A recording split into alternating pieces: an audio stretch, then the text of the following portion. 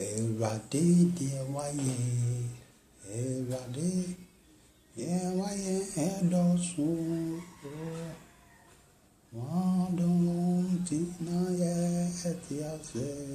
Yesue. Aseda nyina yɛwɔde Jesus. Yɛbɛka nea wayɛ akyerɛ ma. Jesus, yɛbɛbɔ wo din Owurade. Yɛakɔkyɛm ne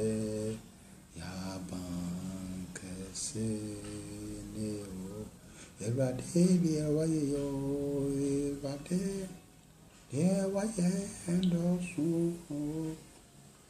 Adom nti na yɛte ase Yesue. Asido ina yewode Jesus yebekane wayanchewama Jesus yebebode uladada yakochemne yabankesene otumfo Nyankopɔn moda wase o Jesus wadimo ena we ayope asama kan Matthew 28:18 to 20 na ne oba me bedi so say ya afofom so enimo Kristo Ewurade ebehu nso se onkonkon wonim se menum hwe wonim se me tontro awon bi wonim se ano honte wonim se enye Kristo mocha Lubuona ni soya enkamense onkonkon ma hodi oni me bibiara so sebe fam so kasa na de onim Christ in Christ direct nipa ekko Kristo nchen ewie de aseden ka biama fam mu kasa na nshi Kristo nyam ewo Yesu dim amen odofo na awie asema me na wo che eye asem kakra bi asema me no wuche nyina ye salvation kase salvation kura ene de ye de be ko brofo kakra na ewia ye de aba Bible nti we say salvation is the process of being restored or made new for the purpose of becoming saved. The process was say ye can process ye anamo bi ayetu efa so say ye be yima free te bia na me woma na ye no ti te bia na me wom aba te bia foforo ti me no me no yade sua no esan say efa Kristo wonteno eye me no me no say ya ye be free te bia boni mu bi aye wo mu aba te bia pam say ya yanso ye benya nkwa enti se sia se me koto amra bim na me sha amra nim no bi beyimi a ana se me insu fa me no bi dwale beyimi a oni akro asave me nyina sa wagye me nkwa afri obuo bia na me kotomo to odemaf wa restore me back to my position because menene ko nsuna no edi nkani egina nsuna na mintom ba mitom no na nka be ko obu ti minu mienu no ye ka salvation say ye free obu aba enkwagye mu esan say ya disua na fa Kristo montino say uyu obi afri gum aba Kristo nche uyu obi afri Satan ho aba Kristo nche na obi abebusa no ho say ene ahwan na wo Satan nchen na menim se honkonkonda ho mo benam adesua so amye nti ye de ko Bible ma ye kan salvation a faith plus works menim se ene adesua no teachings no mene wona enim Kristo na ye ntino ene ma bebre ho mo ntia se nti sa faith plus works equal to salvation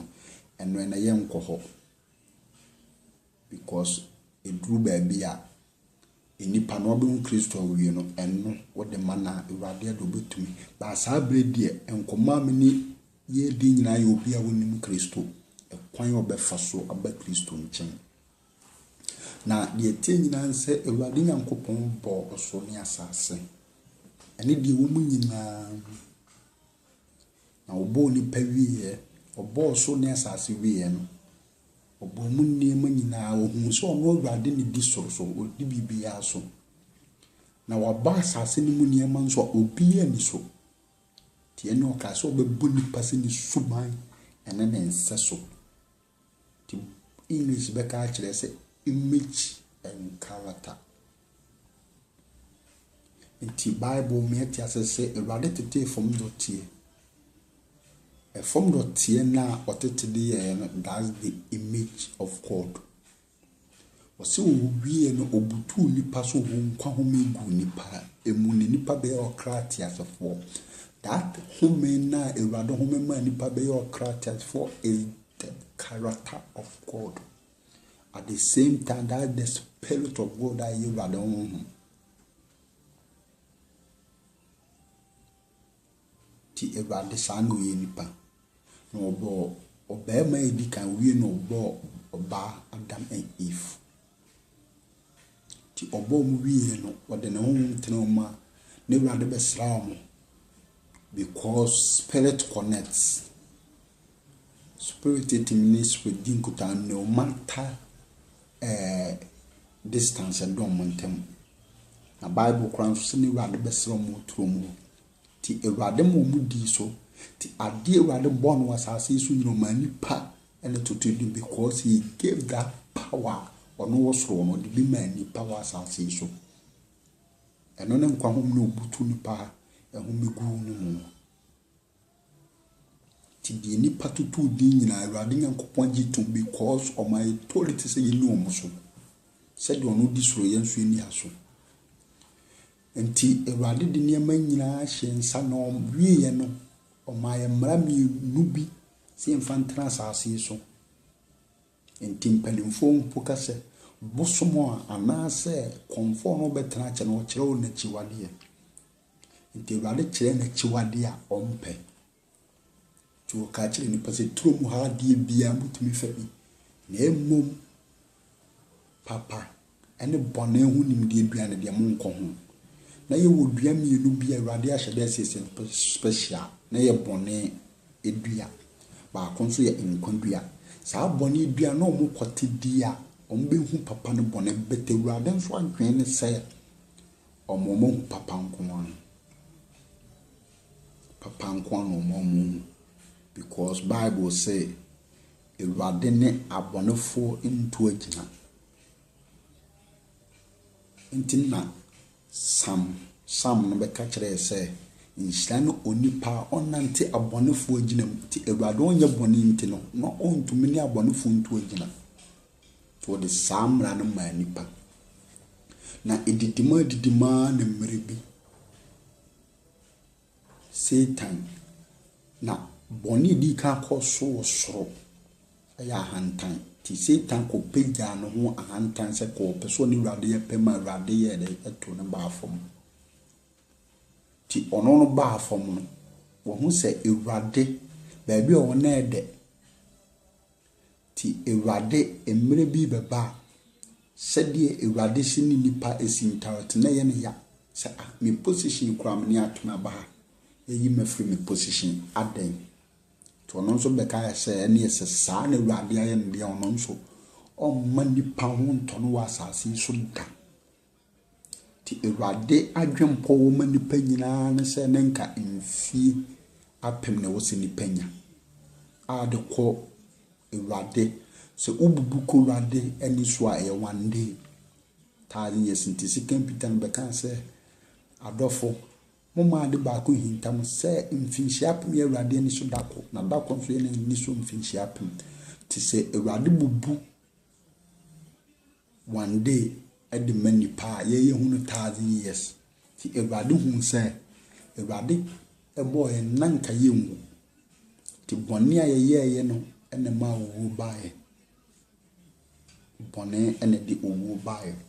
ti emra na sa hede Awurade hye o edi ntromo no edidima Genesis 3 Satan be da nipa Ema nipa ya so ni du Awurade mmara so. Ema Awurade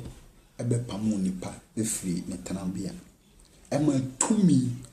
that the character ni suma na hom na ode tena nipa mu no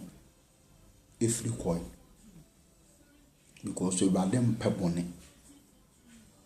Amen and amen. Te said the bosom, te said bosom, wode na chiwade kana otimi bawku ese wona saa ne Awurade nso ompa de bone nti wode na chiwade kan obetwe no ho. Wotwe no ho fi nipa nko afa nipa beda adagya. Nipa ebeda naked because nipa hu ani ba no so da naked ampa because wo hu papa ene bone. Wakosi tanchen. Nti enam so ma eni Awurade be pamu nipa firi edin trom ho. Amen and amen. Edidi so ani nipa me bond tofa na yade suana wo baabi pa. Edidi so ama Awurade e pamu nipa firi edin trom ho. Ti edidi so ama Adam and Eve ebe wo ma ken ebe ema eno bone no mudi no Bible mi won anasa meti ho ase bone akatua no owu. Amen and amen. Enti na wo say owu yi no ho adi because nipa ye bone enti owu no be yi no ho adi wo Adam emamu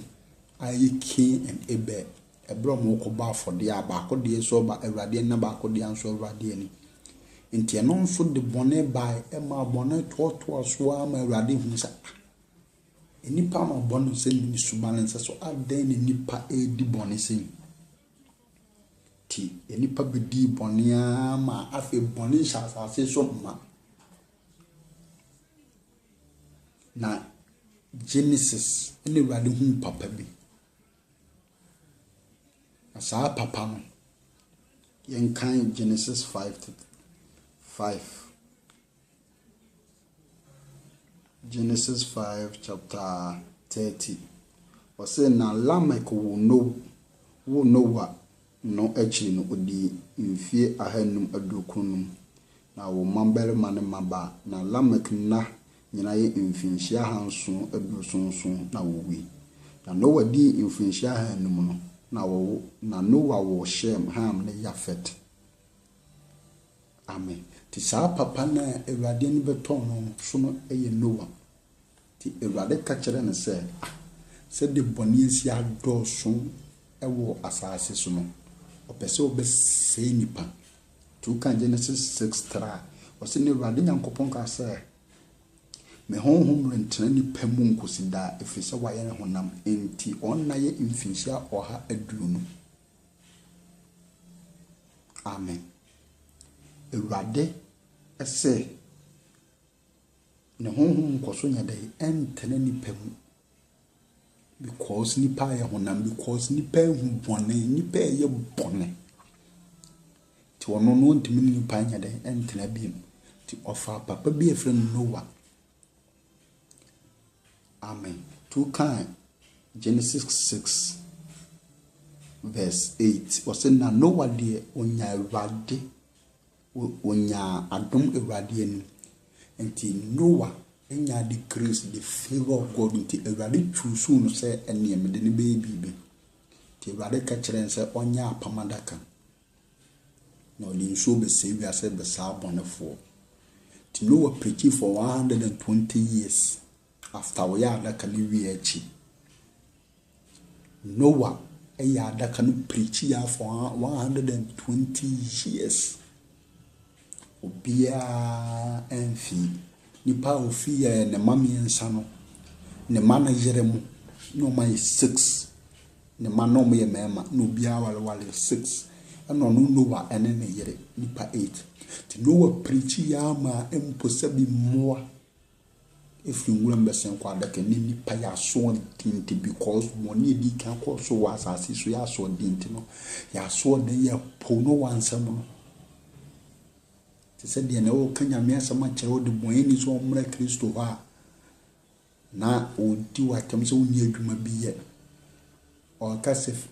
social media na ado so to bia betra no o kan do pe odofo de die kan ye pe na ye kan edebi ba apapa bi bomi no mi no aten Ti Ewurade hyɛ no sɛdeɛ ɔnya adaka no nyinaa na ɔyɛ wie no Ewurade maa ne den so no bɛstarte ato nyinaa na ɔwadi so pɛpɛɛpɛ ɛyɛ nipa 8 ɛne kɔ adaka no mu. Adaka ɛwɔ in the sight of God no ɛwɔ Ewurade no so na nka wɔ sɛ ɛtumi fa wiase nipa nyinaa at that time. Nso fa nipa 8 ɔdɔfoɔ awerɛho ɛfa nipa 8 nti Ewurade to nsuo de bɛsɛe nipa ɛne nneɛma ne adeɛ bi wɔ asase so ankɔ adaka no mu. Ɔbɛsɛe no ɔsɛe ne nyinaa. Ti ɔtwe nsuo no wie yɛ akyire no ɔma Noa ne ne mma ne ne yere mo epiiɛ. Na ɔka kyerɛ nso ɔmo no mo hyɛ asase so ma ɛne mmoa na ɛkɔ mu. Edidimu na bɔne ɛda so kɔ so. Because Bible nso Noa de onya Ewurade anim adom mu. Onya na kyerɛ sɛ ɔno kora na bɔne kakra wɔ no but because of grace ne Ewurade de favor no so ɔpɛ so de ne yɛ adwuma. The bɔne bɛkɔ so ɛyɛ de ɛtrɛɛ.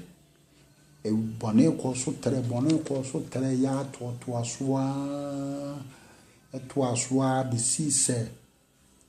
Ewurade frɛ papa bi ayɛ fɛ na Abraham. Ɔno nso Ewurade ne nante na wofiri abosomfie ne papa de Tera. No mu fra abosomfie nti o mu yɛ de Ewurade ma ne firi sa abosomfie o because Ewurade so on pɛ bɔne ti ofiri ne papa nkyɛn. Ɛma Ewurade de ne nante nti Bible no me ka sɛ ami ehu sɛ o se gidi a Abraham de gi Ewurade di ntobu ne tene ne yɛ de ɛma no. Tin ye ka sɛ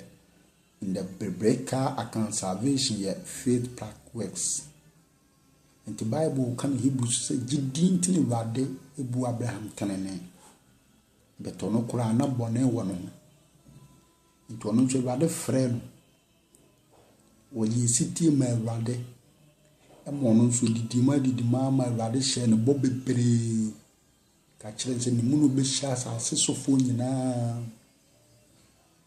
Ɔwɔ Isaac. Ɛma Isaac bɛwo. Jacob and Esau.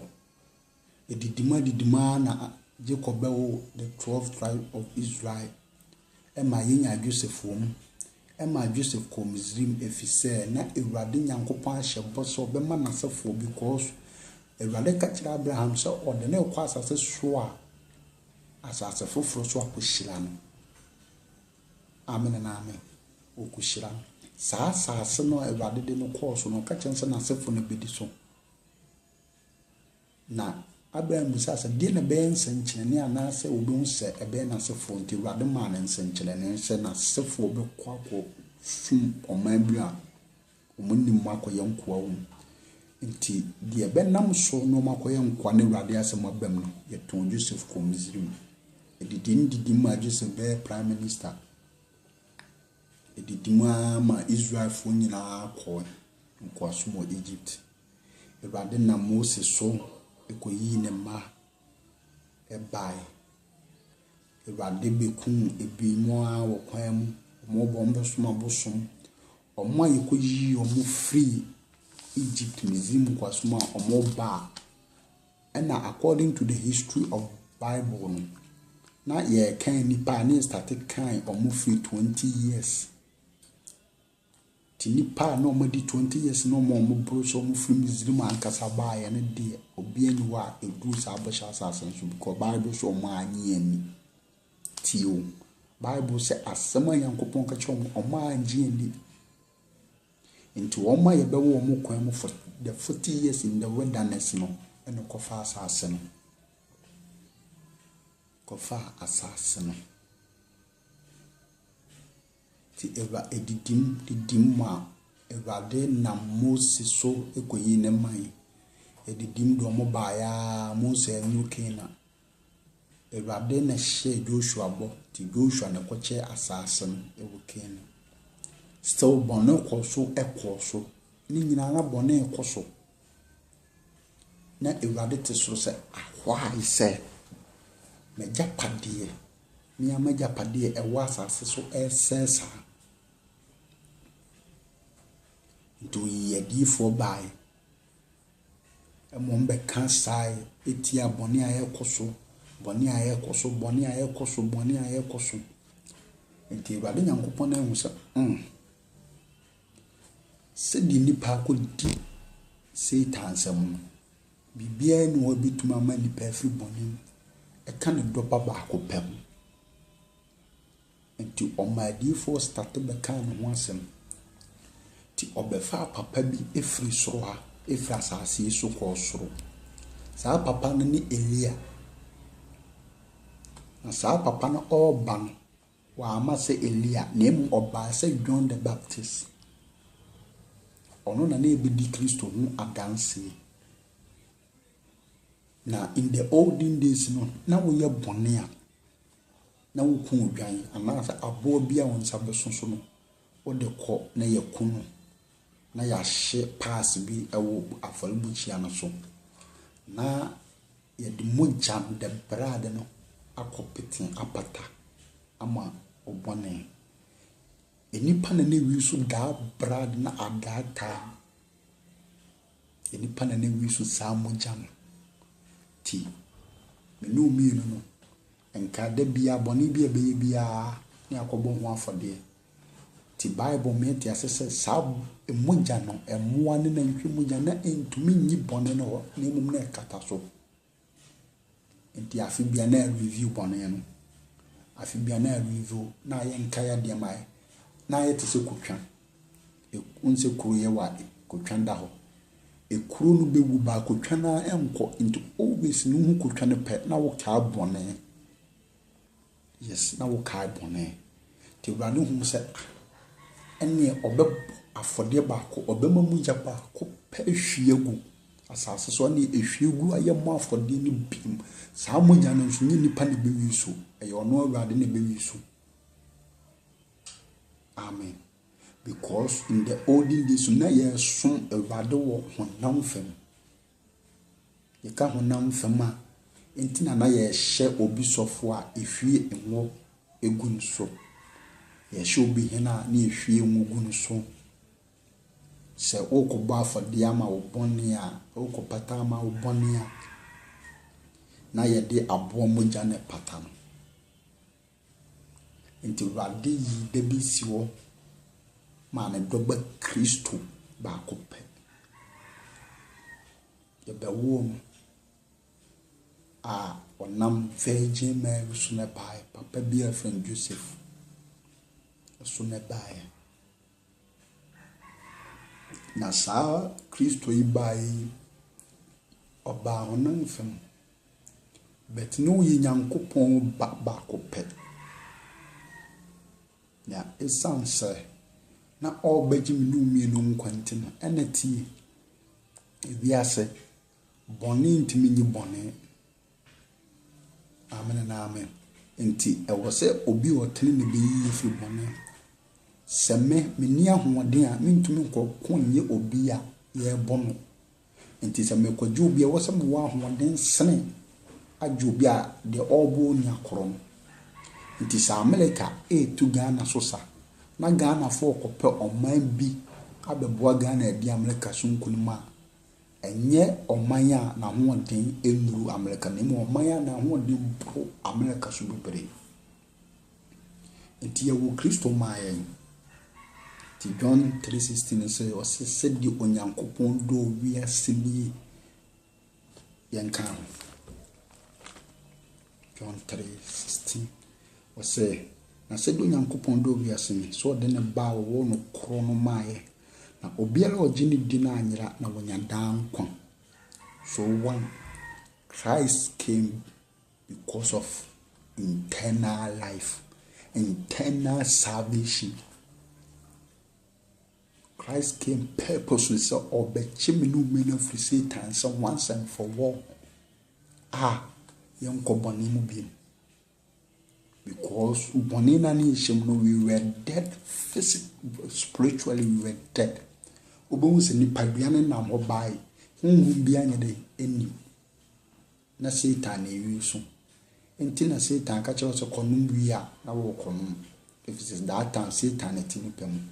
konum jot ko boy dwaman ko wi ade a na wo ye de wo ko if se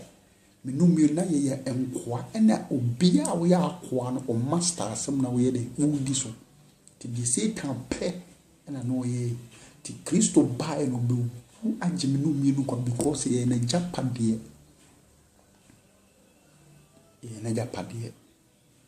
amen na amen to obewuye me twitwa so se ya de twan betuma akọ to obewuye oba asase so be di 33 years eye niema bebere nsankyem ni bebere ma ni panchini di ni wuachi osoa minumi no bone kwa asenu ana so tie ni ye osoa minumi no bone kwa asenu ana so se ya minumi ne be ya tanenefo ni ye ni nyankopan ya de atana because Bible say Ewurade ni sa abonefo nanani di atanenefo achi tie ni ye nani di atanenefo achi nti Kristo came purpose say ye be free boni mu abade tenene mu ti no be wuye ti dan kwantine Kristo ya dai abaye na Kristo be wu wa simya na so to kan John 2:19 na o say Yesu buwa say munwira so dan yi na mede nansa be maso bi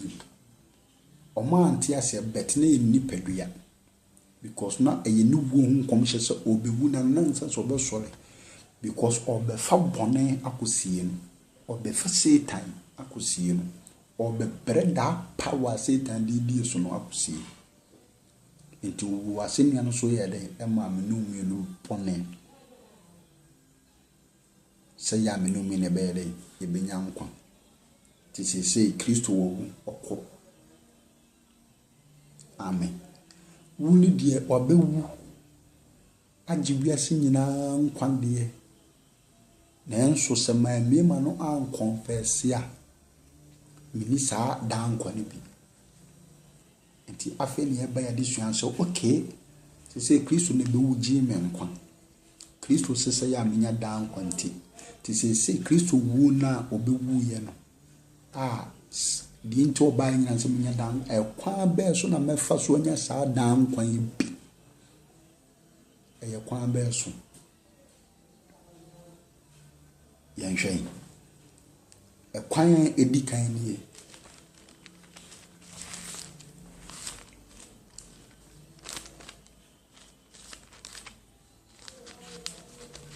kwan edikan ni Acts 2:37 Ebra hon konkon eba ye no asuafo no so no omode Ewurade na omo so kasae titi asem bi o se na wote ye no no awo on akoma mu o ka kire Petro ne asomafo no aka no se anuanom yenye den ti wan me no mienu a yesuade ti wo a wonim Kristo no wa asama enne Ewurade afam so aka kire oni ti wo question was obusan say menya den na menya sa enkwan bi e wo Kristo mu inti de Petro kai o se na Petro se won so ya mon sacha ma adwen one mienu de di kan wo say hu ni say e ya de bonyefo masa se pope se bishop se hwan se Moses na wo se Jeremiah o Bible mu na wo se Elia o Bible mu na wo se Peter o Bible mu na wo se Paul o Bible mu na wo masa emunja eni nso se belema eni oba da yanko aye wo a ba ye nipa de o ye de bon ni en found se Peter Abraham ko be hye ne ma na wo enu nti wanyanko Kristo mu da bi di kan say e wo so hu so ye de bon ani because Romans 5 number can symbol it Romans 5 verse 12 Etiphas so wo nam Adam so bani panyina so ti owu na kire se bone nam Adam so bani panyina so o se yenti se de nam nipa ba ko so na bone ba biase no na owuo nam bɔne so baeɛ no saa na ɛyɛ na owuo trɛka nipa nyinala nti me no mmienu Adam bɔne a okodiiɛ no ɛna ama me no mmienu ɛnɛ yewu no on sɛ Adam okodi bɔne ni hɔ nti sɛ nka yɛ ka owu aka ni kwan sɛ yɛ ka ho bɛtɛ me no mmienu yewu because Romans ne sɛ owu nam Adam so ba nipa nyinaa so nti sɛ deɛ Adam bɔne nti kɔfa wo ba na wo na ba nipa nyinaa so saa na obi biara ɔbɛɛma ɛna ɔbaa bɛhyiam asa awalefoɔ so ɔmonya awalefoɔ ɛbɛhyiam ne awo woyɛ de bɔnni ɛmfa wo so papa yɛ apostle o papa yɛ deɛ honkonkwan so papa na ɔmaame masa deɛ ɛmfa ho woyɛ de bɔnni ti di kan so ɔbɛgye atum so woyɛ de bɔnni complete because wɔn hu so woyɛ de bɔnni a unhu sɛ ɛne ɛwo hia nkwa because sɛ mete wɔ na common na me a ɛdeɛ nti na me nkɔdidi me hu me amete wɔ me hu me hu sɛ common de me yɛ den na me nkɔdidi but on to sɛ me hu sɛ common de me no sɛ aduane si hɔ a na sɛ common de me kora me nkɔ ho so ɔtema sɛ but the moment I come back de me pɛ aduane si hɔ a me yɛ den nkɔdi ti saa na wɔ sɛ me no mi yɛ hu sɛ ɛyɛ adebɔnyɛfo ya de moyenfo na de di kan sɛ wo se sakyera ya adwen sɛ efi na ko bɔne na ye di ne ye nyame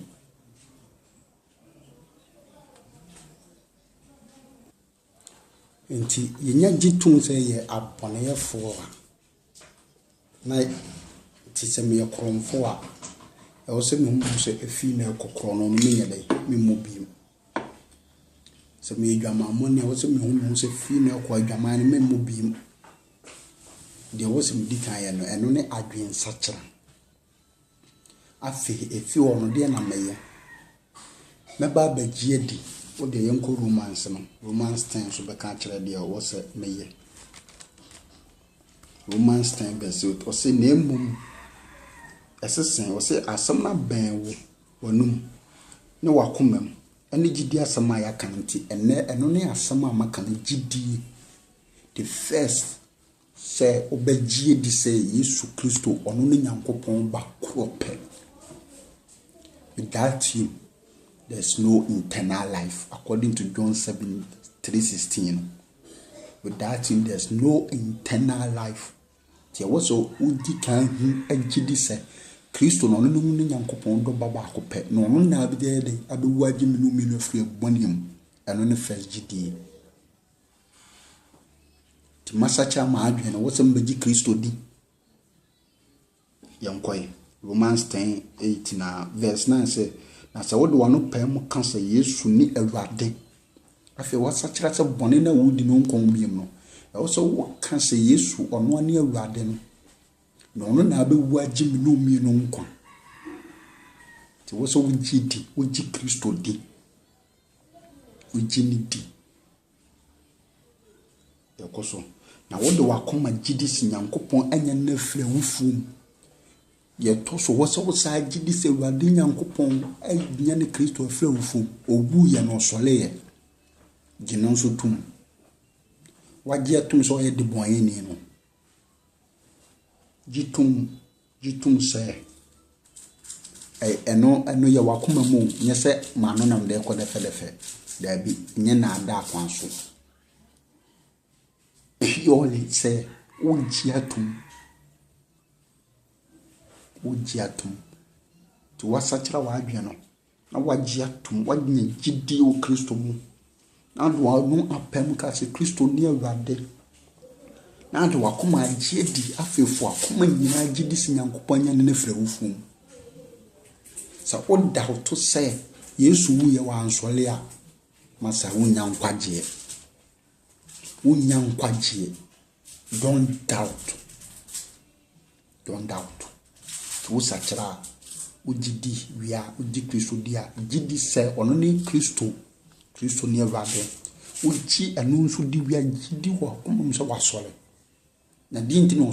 osole ama me no mienu ye tenene ye dan kwa ya hoto ye fa hodie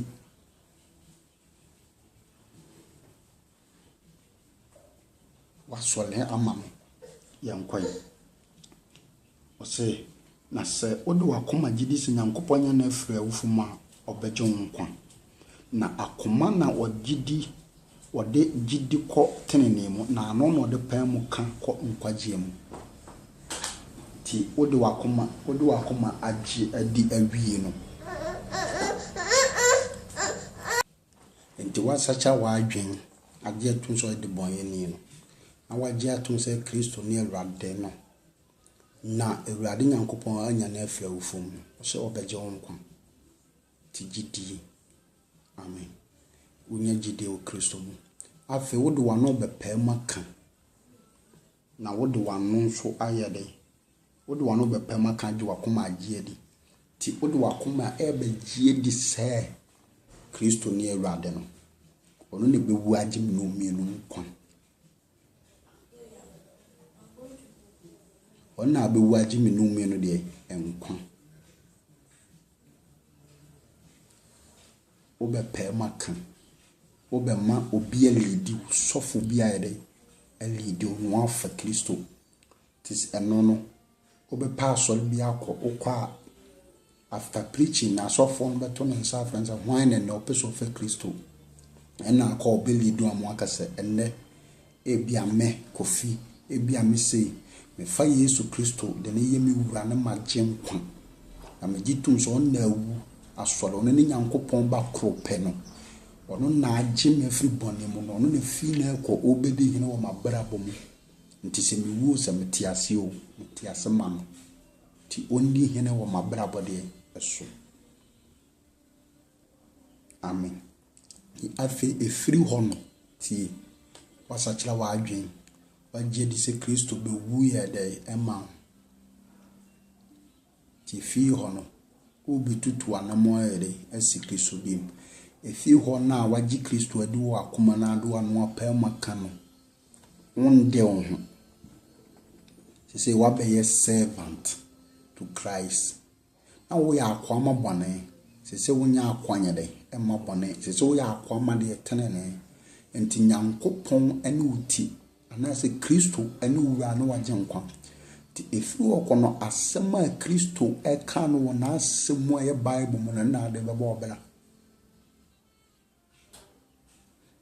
ti seneti ayese Ghana ye wo hoyi na Awurade mfasa amantokwa si Ghana so ti ase na America for yakofra America for say yeni ahode ommekonje Mali for abeto ahye Ghana for so boyenti America for meyede emagye sa America for ba no mbekon agye ya unse efina ho yeni ho bi ti efi o mane be adwen se da bia se Mali for beba na se kuro bi no beba ane Ghana beba bekono omo America for beba abeboy nti efi na ekono omo na edi America so ti Ghana gitum Ghana bekas ane eno na me no mi no yagye atum se Kristo de ene Awurade no na be yede abewu agye nkwa nti efi ho no Ghana ntumi nhyehyɛ mbra ama no America na ebe hyɛ mbra yede ama no efi se ni ti yede akɔhyɛ America ase ti me no mi no fi ho na yagye Kristo adi yede ano apa mu aka wodom anim na yede akoma agye adi no yende ye ho bim ti efi odi Kristo se ompe bia no me no mi no yempe because ono ne leader di Kristo so ope bia me pe so gidi sa ti efi ho no se Kristo se me nanu nsia e wo se me da no nsia se Kristo se ni kwan se me num wia eni kwan se me num wi se Kristo se ni kwan se me pema eni kwan se me pema enti mabagi Kristo no edi no se dwo to na me no ma wo se me gyan me nko ho bi se ma na me pe boni bi a me di no kwan se me ye bi ni kwan se me ye bi na efi wo ma pa sole bi ye no kora sole na afa ya dai akyerɛkyerɛ mwurade asɛ because ɔkan Matthew 28:18 wɔ kɔnhyɛsɛ mokɔ ka asɛmpa no mu gidi wi am kyerɛkyerɛ mu ti fi hɔ no me no mienu ɛwɔ sɛ yɛde yɛpɛ asɔle pa bi ɛyɛ dɛ ɛkɔ na yɛakyerɛkyerɛ di Kristo pɛ ne deɛ ɔnyɛ dɛ ɔmpɛ nti fi hɔ no mende me ho bɔne bi a meyɛ no wɔ sɛ meyɛ dɛ megyae nti ɛhɔ no deɛ ma bɛgye Kristo adi mede makoma ne maadwene bibi agye na di na ma nso ɔbɛwa gye mafiri bɔne mu te sɛ obi a yagye Kristo awu agye wafiri bɔne mu no ɛni kwan so ɔkɔ so tra bɔne nim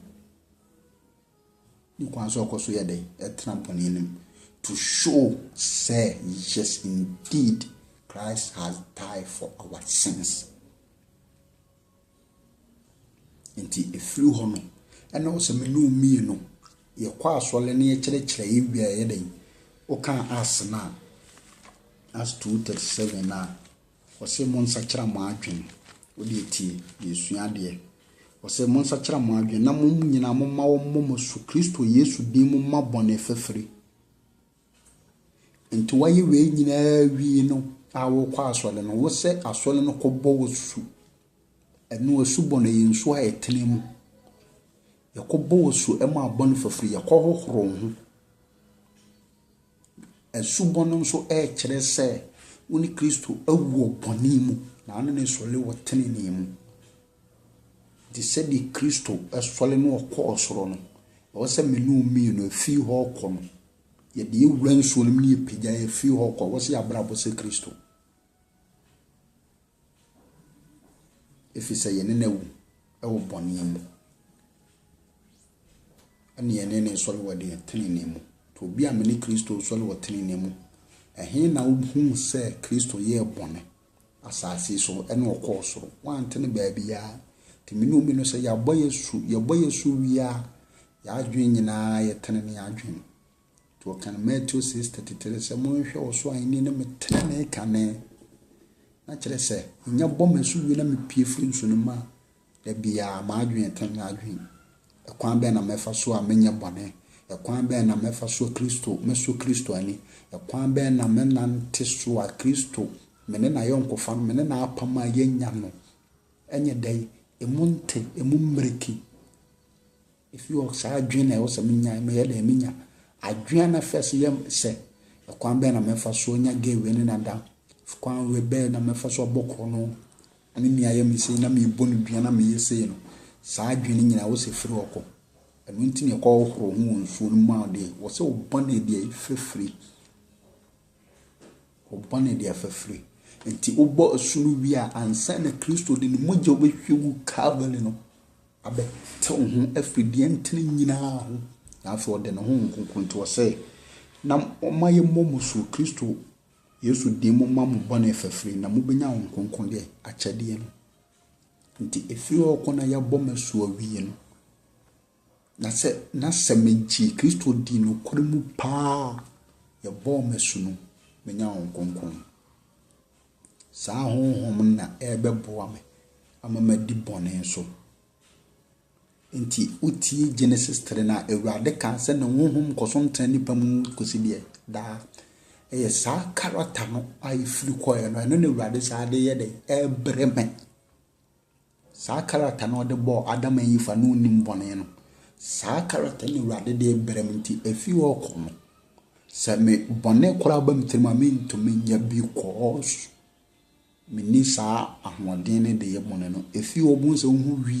ne bɔn jot ne bɔn bɔne bia bu sɛ na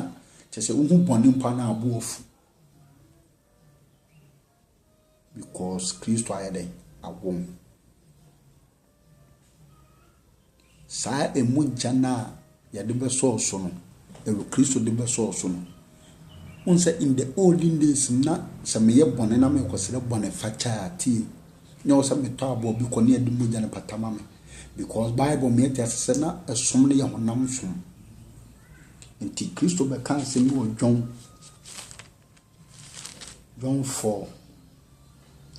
John 4 verse 20 eko say yene janom sole bi poiso na modie mo ka se Jerusalem ne fa kwa esese wo sole Yesu se ne se oba jimidi se da no reba enye bepo Yesu anase Jerusalem na mbo sole agya no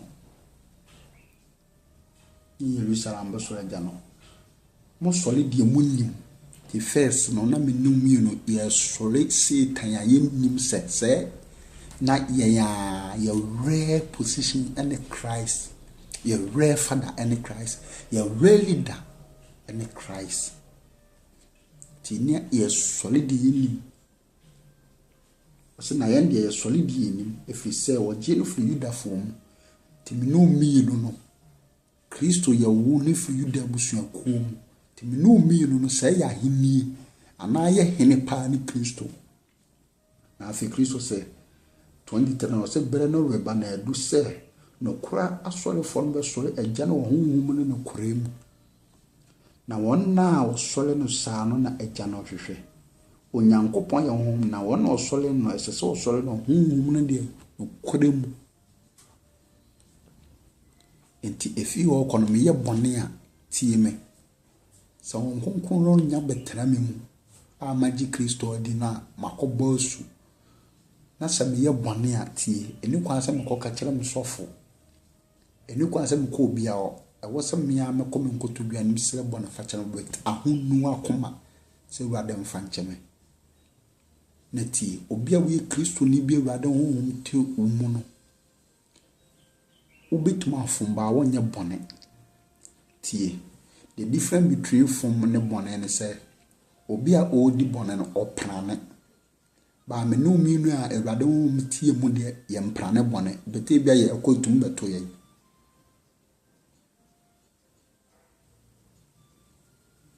so ti ase ti timi fom te se bia me ne mi nua ekọ na ma nhyeda ti ma nhyeda na makotwa ye nante na ye ekọ na mkwanzo na ekọ na makoro so no na ne na abọ me ntinu ahwe ho ma nhyeda be me hyeda twa no hwe ho ma ye bone but ne nane shell e cross me na me cross na na abom no hwe ho enti kire se ma nhyeda eno ye mafum enye bone ma mpanane but ye kan bone you plan to do it enti emos odifu emos kan en woman say keteso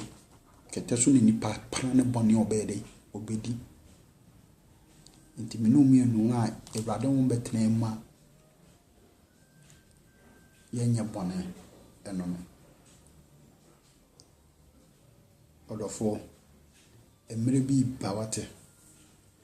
papa na ye frɛ me Kristo no be wuma me no mi no obebu aten tina me no mi no me pese me I have been there before me di bone ni bi se me kasa na me tena na me boa betenam Kristo a me nso me gi ni di ye na me de me ho ma no afa me no mama tene with that class na me ntene with that class na me and am Christ am gi ni di ye no na me start sem me di na asem so to omo me no na mama tene boni a wudi na me di bida I have been there before aye boni ni bida me sro emre bi pa dako na kansim bia kyerɛw emre bi bawate mesrɛwe eni ukrabro Satan pese wanam honam wi so ma ukra ko bonsam gem bodo for mesrɛw sɛme menye bi da na Kristo agemmia mentumi meka nkyerɛw sɛ jai I have been there before timesrɛw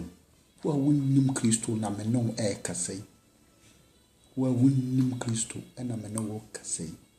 me buta nyina so be hu Kristo no hu ne yi se de me nso me hu ne yi me se wunnim Kristo a hwehwe Kristo wate pa so le bia kana okora sem a be ma on dan kwa hwehwe wo ko na kofa Kristo na efi o start no ho nso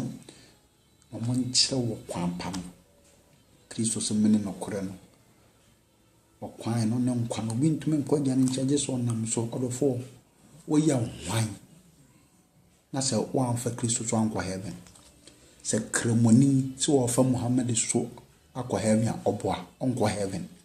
Se Buddhist for occult for some for bia so akọ heaven onboa. I tell you honestly so onboa. Without Christ obia no betuma akọ heaven. Odofo so wa anyi Kristo ani a untumi nkọ heaven. Wa anyi Kristo ani untumi nkọ heaven. Wa anyi Kristo ani na wa anye di ope na wa ntwe wa mo wa mtwe mfi bone mu a obekọ bonsam gem. Into the four first Christ accept that first. Accept that you are a sinner. Acceptance. I feel akomam say to say wa to da bia bone ni bi wa wudi wias me kurade na ha me di bone we di na ha me me da sai ma da sai na wonu me boa saa ahunu na mpeso wo gidi se ya saa no hu na gitum so ye di bon ni one acceptance that you are a sinner. Ne hu se wo hia boafo na boafo no ne di Kristo ti beji Kristo di be pe mu kan se ono ne awurade no Nyankopon anya na firi de awufu no na awu ama wo bone no no nko a na bituma je wo nkwa akwa heaven. Afi 3 pasol papa na yemo wosu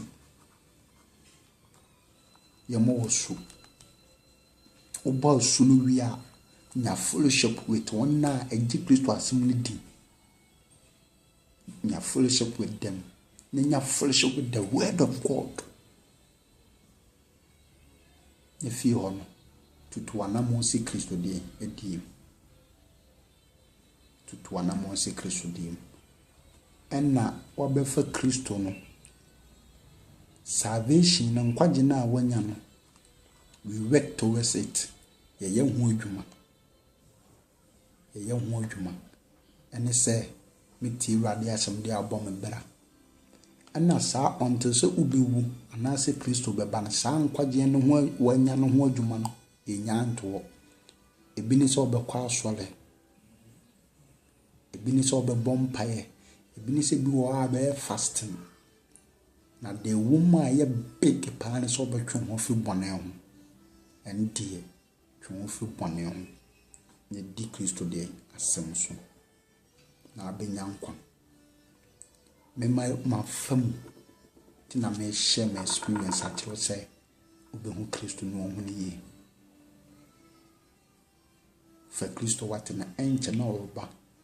so wa matumi no mi no wa asase so ebewu akwa akoto no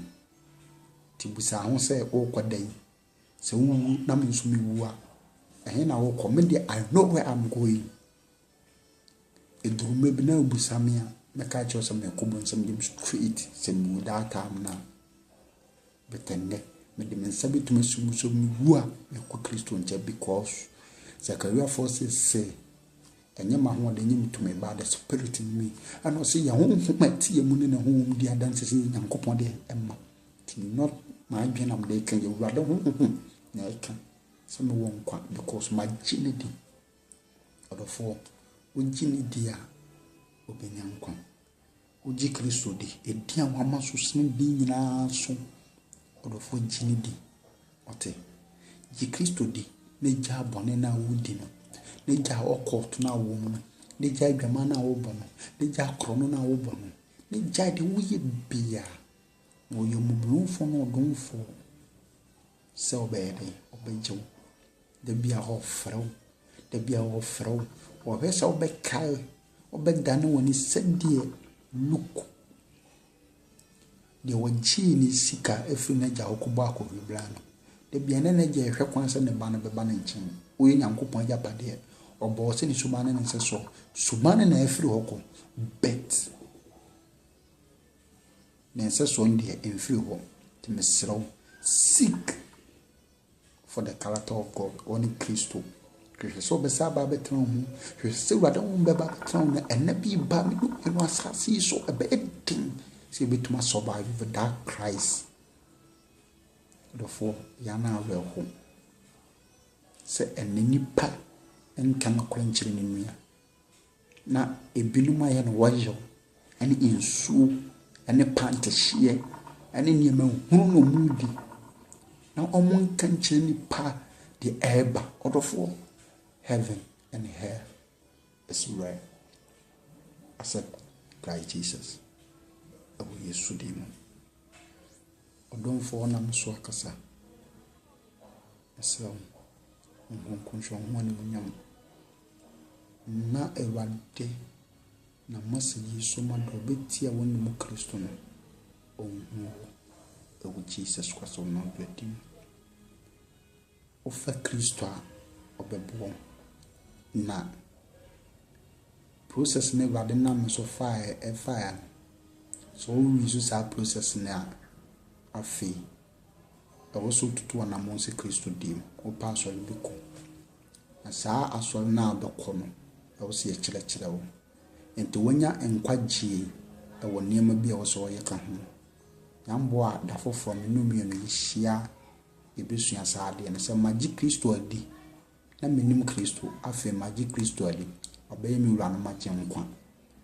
sɛ me ya assure sɛ me wuna na so ba na mekɔ heaven nti die na bra me nwuyi anaasɛ ɔma yɛ wo sɛ meyɛ men abra menya nkwagye na wie die na wo sɛ meyɛ dɛ meyɛ Ephesians 2:8 sɛ ɛyɛ adom na ɔde nam gyidi so agye me no mi no nkwa emfiri nyuma mu na obiara de ahɔhoa no ho ɛyɛ Nyankopɔn adom akyɛdeɛ. God bless you. See you. Bye-bye.